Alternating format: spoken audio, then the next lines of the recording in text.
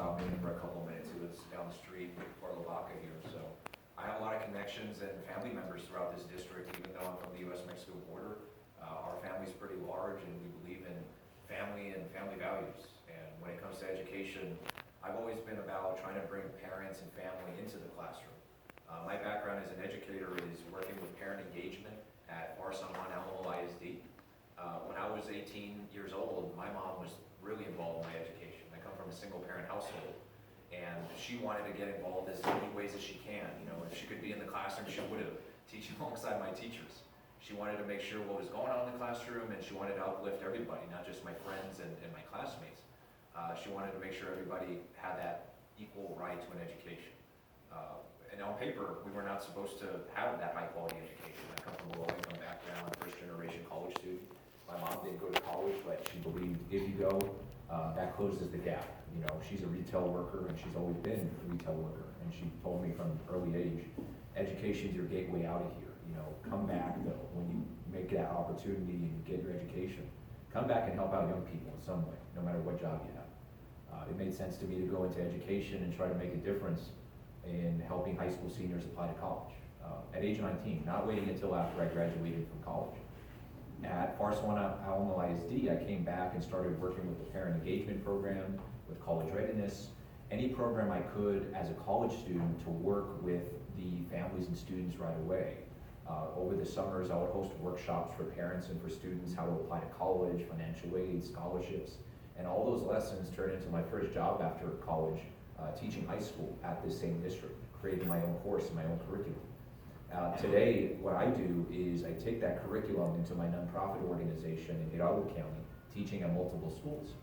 From this point on, I teach at multiple schools in Hidalgo County. I've been doing so throughout the pandemic. And I've seen the mental health struggles. I've seen a lot of the issues that you've been hearing about, and pretty sure listening to fellow educators and parents about what's going on in the classroom right now. We're trying to pretend it's in a normal academic year, and it obviously isn't. A lot of our students and educators are going through mental health issues, and we're still teaching to the test, even though we know the STAR test doesn't really prepare you for anything, whether it's college, career, or military. The day I decided I want to run for the State Board of Education was November 15th. I remember that very clearly. It was right in the middle of the fall semester. I had just gotten off a long Zoom call with one of my former students. And when I found out Mr. Ruben Cortez was going to vacate this seat to run for the State House, I was looking deeply into this position. And I asked myself, if I were to run for this, one, could I make my students proud? And two, is there utility behind it? Could I do something in this position to actually make a difference in students' lives? Because that's what it's been all about since I've been 19. And I decided it would be, because throughout this campaign I've been able to meet so many people, from educators to the Jackson, Calhoun, and Oasis County Democrats and veterans today. And it's a real privilege to be able to travel up here and meet with all of you and talk with all of you about the issues that matter. And throughout this campaign, I've been listening and learning from everybody, learning about issues I never knew about before. I started in parent engagement, college access, but now I'm learning about special needs students. I'm learning specifically about testing and how we can start replacing the STAR with better standards like digital literacy, service learning.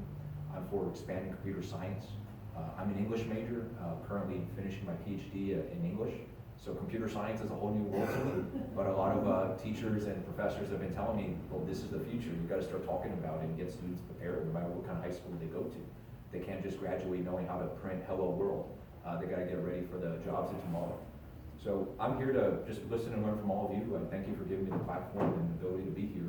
I want to just be able to answer any questions, get to know you personally, and learn about the issues here in Calhoun County. So thank you.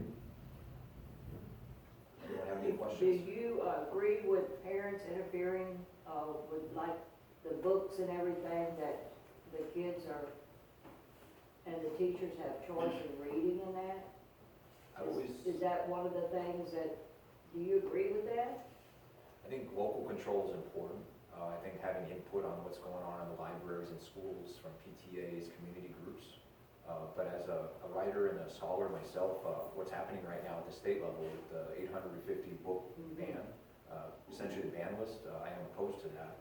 I think the state breathing down local school districts' backs, local libraries' backs is not the path to go. The list itself, I've seen it. Coincidentally, a large number of those books happen to be by minorities and women, and it seems like a political list.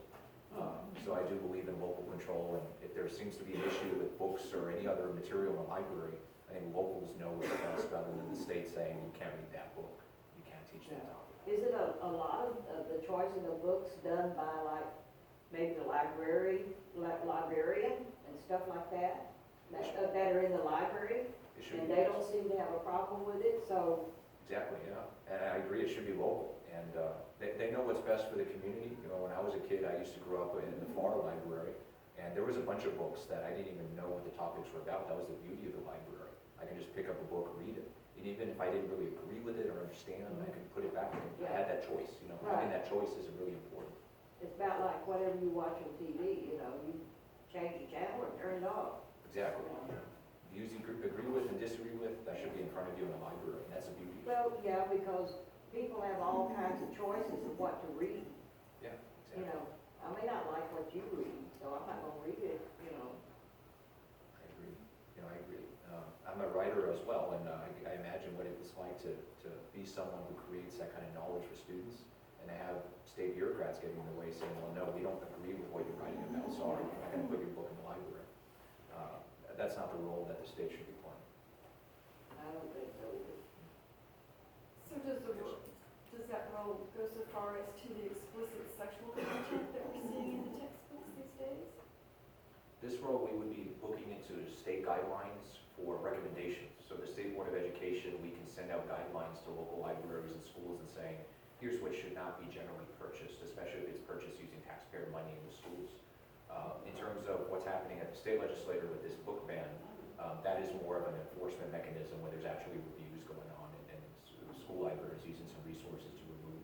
But there is also issues regarding the sexual content that's being released to elementary age students that kind of have I don't know, personally, don't think it should be there yet, you know. But again, it's free will and choice, and if the parents were involved and they knew Right. what was in the content, then they should have a say-so. Oh, exactly. Now, they may not have voter turnover, you know, but to Right. speak up about it. Yeah. So I'm glad to see more people showing up at school board meetings Exactly. and getting involved, Yeah. like you said, you're part of the liaison for parents. Yeah, from the ground up, you know, when you see that at a local library, and I think that has always been the case, but now I think there's been renewed focus on it because now there's a state mechanism. The state is giving a list of books, and it truly shouldn't be that way. If you as a parent notice something in a local library, then speaking up and making sure that it's concern for the students rather than a political issue. You know, I agree with you. Yes, In regards to school testing for, you mentioned special education children and special needs. yes. I happen to work with special education children and special needs from time to time. And we're trying to prepare them for their STAR testing. But the standards are the same as for a student that's straight A or straight B student. How can these children compete with scholarships or academic recognition when they're at a lower standard? Can the STAR test be adjusted to their level of education versus a straight A student? It should be. That is a number one concern I've been looking at, even before jumping into this race. It's always been absurd that we're expecting the same accountability from all different types of students. You know, a little bit about me, honestly, I'm about 2 to 3 weeks premature. I grew up a little slow, not quite special education, but I've always needed a little more accommodation time for reading and writing. But I was still expected to take the TAKS, the ACT, and all the other tests. And I always knew that wasn't fair. I was always at a disadvantage. The system is broken in that way, and I do this for reforms to make sure that there's more, if we do have to stick to a test, more so it's for diagnostic purposes, but if there is a STAR test for accountability, we should adjust those accountability standards for all different types of schools. It used to be that way. Yes, it has been, but the STAR has been really, It's hard on them. Sure. It's very difficult. I mean, they break down and cry because they can't comprehend it. And we as instructors, we can't even emphasize A is the answer, like ABC. We can read to them the questions and the answers, but we cannot give any type of indication as to what is the answer. And they're just like, they don't know what to do. I agree. You know, one of the roles I would do on the state board is advocate to the state legislature we have this issue. This is an issue that parents and educators see firsthand. But at the state legislature, you don't often hear this debate about accommodations for this level. But it needs to happen. Yeah. And what I see as a large role in the state board is that I would take this information, I can take testimony and data and show this is what should happen. If we really are going to service our special education and special needs students, we got to do stuff like that. So thank you for sharing that. But that has been a concern brought up. Thank you for sharing that. Sounds great to see you.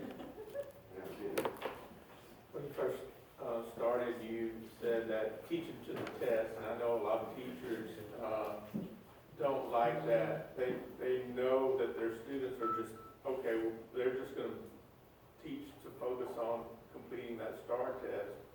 They need a little more latitude to be able to teach to a student what they need and to survive in our society.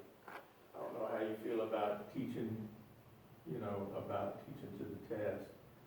I think there should be a different way of, besides the STAR test, maybe a different way of providing education to our students that would be more beneficial. I agree 100%. The STAR test has been a failure in all ways, especially from EOA.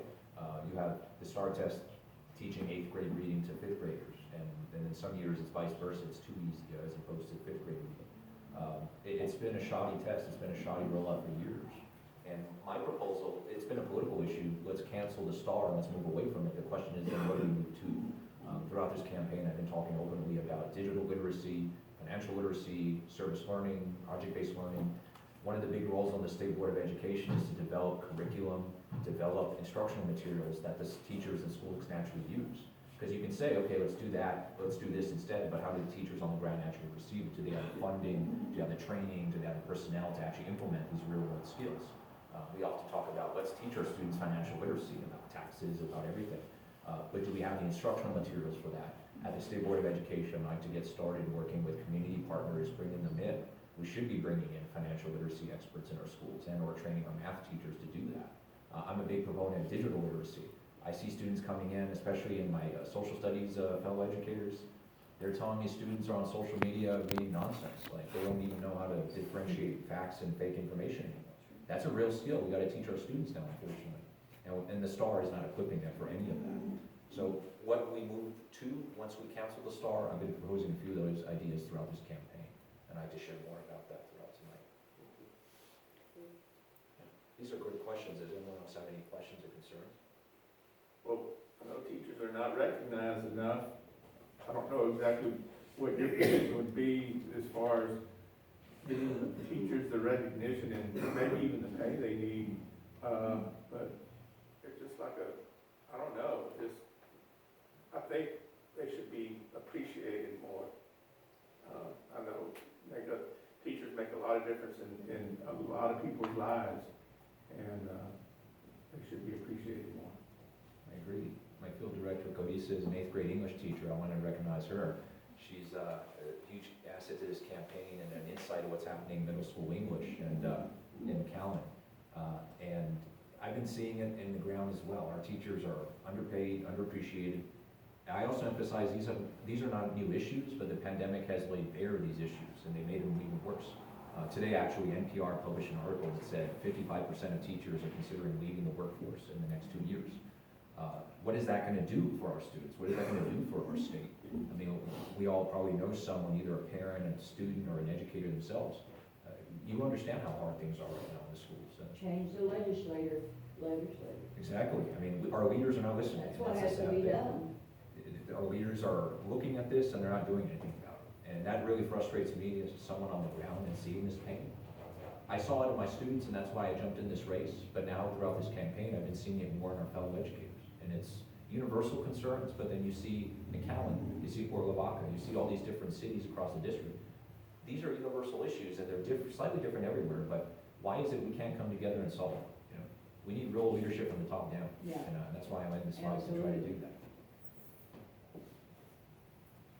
I love to stick around and talk more one-on-one. This is our final stop of the night. It's been a hectic day, so thank you for waiting for me. I apologize. But thank you for letting me speak. But I'll be here. I'd love to talk to all of you.